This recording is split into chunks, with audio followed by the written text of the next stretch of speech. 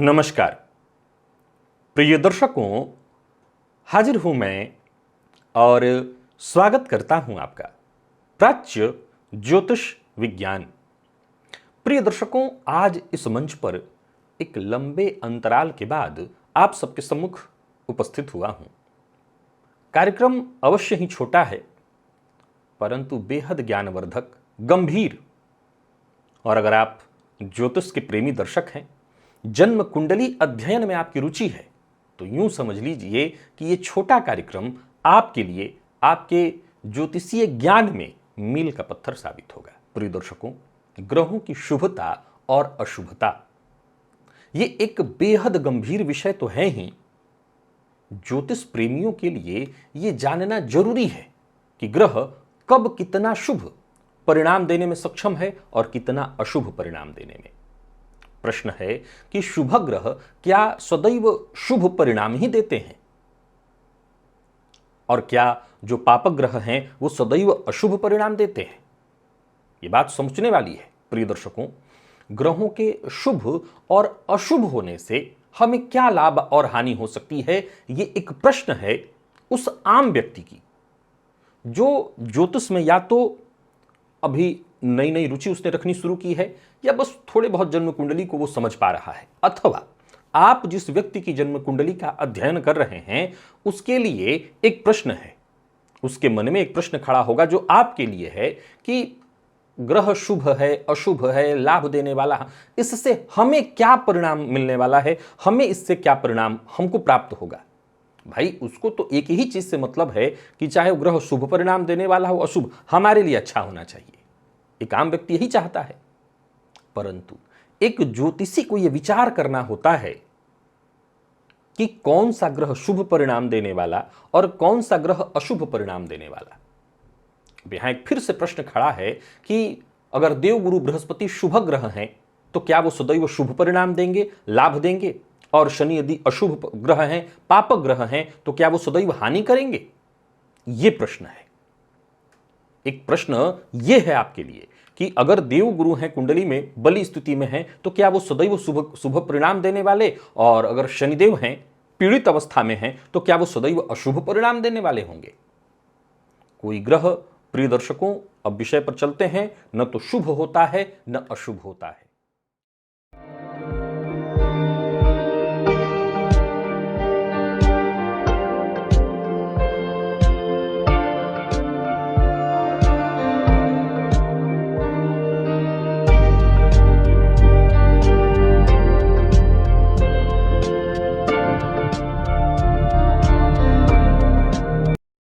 ग्रह की संज्ञा है, शुभ ग्रह, पापक ग्रह, ये उनकी संज्ञा है, लेकिन कोई शुभ या अशुभ नहीं होता।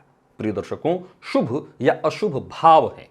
जन्म कुंडली के जैसे तृक भाव और त्रिकेश जिस भाव में होते हैं उस भाव की हानि करते हैं। हालांकि ज्योतिष के अगर आप मेरे दर्शक हैं तो हमने अभी इतने विषयों पर चर्चा की है कि अब हम जानते हैं कि तृक भाव के स्वामी भी कई मामलों में बहुत शुभ परिणाम देते हैं। मैं बात विपरीत योग की नहीं कर रहा, मैं ऐसे आम परिस्थितियों में भी कह सकता हूं कि तृक भाव के स्वामी अपने श्रेष्ठ परिणाम भी हमें प्रदान करते हैं। अब सवाल खड़ा हो जाता है कि आज की जो जानकारी मैं जो आपको देने जा रहा हूं, इसे समझना कहां है? इसे समझना है जन्म कुंडली अध्ययन में। विशेष रूप से आप इसे वहीं समझ सकते हैं। प्रिय दर्शकों, ग्रह की शुभता और अशुभता इससे तय होती है। कैसे?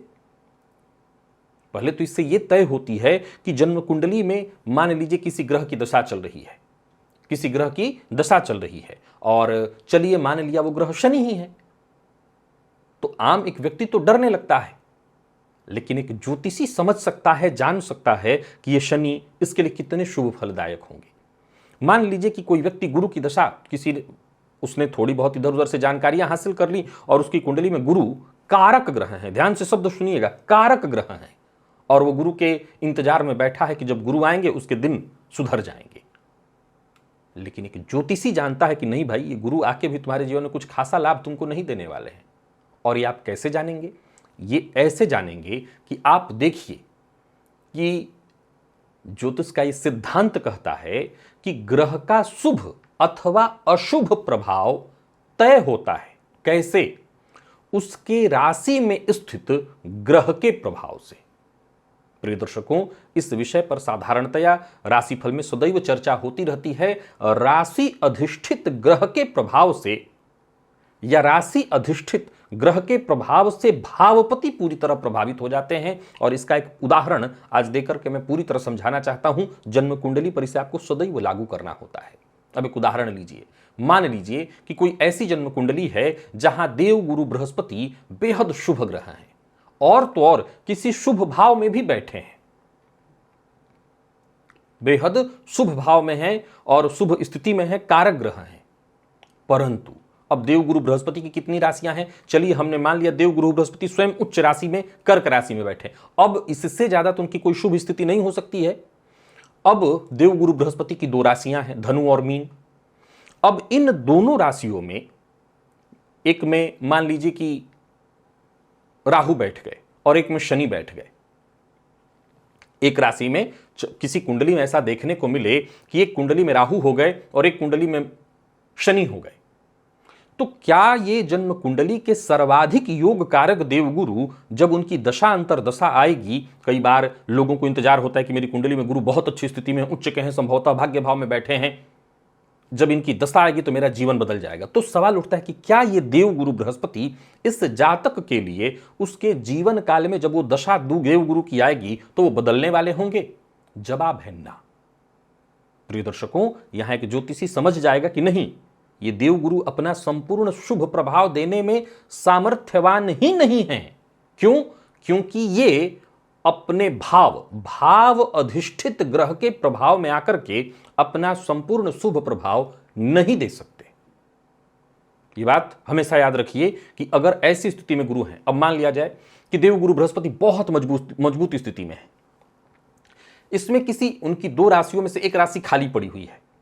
चलिए मीन खाली पड़ी है पर देवगुरु की मूल त्रिकोण राशि में राहु है, तो अर्धम अर्धम। यह बात सदैव ध्यान रखिएगा, ज्योतिष शास्त्र भी अपने आप में टोटली कैलकुलेशन है। 1 नंबर 2, ज्योतिष शास्त्र का जो कैलकुलेशन है वो बिल्कुल ज्योतिषी के ऊपर निर्भर करता है कि आप कैलकुलेट करते कैसे हैं।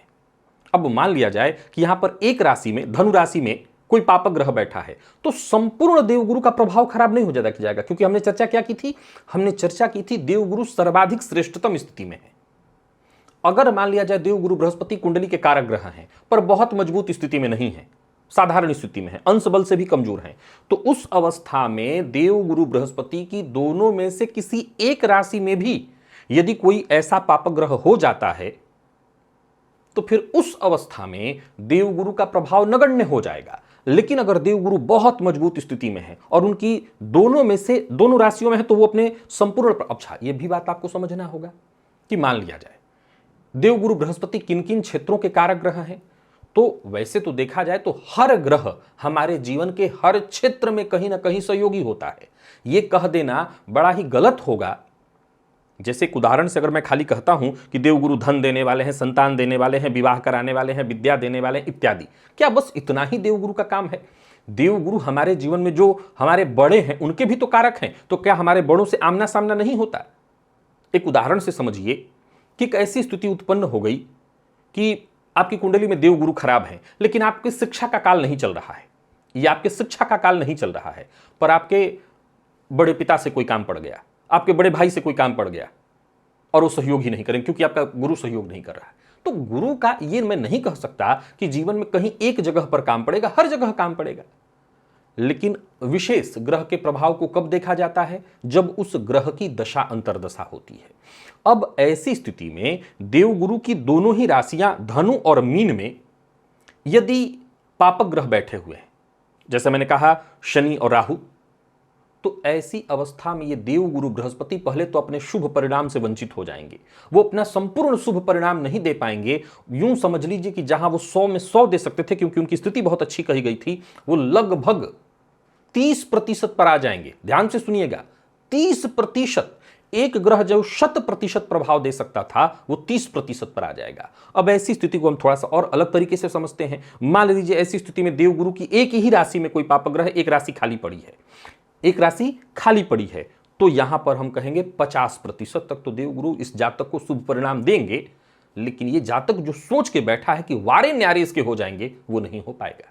अब ये पूरा पूरा ज्योतिषी का उस समय का माइंड कितना उसका क्लीन है, वो कितना सही कैलकुलेट कर पाता है, उस पर निर्भर करेगा।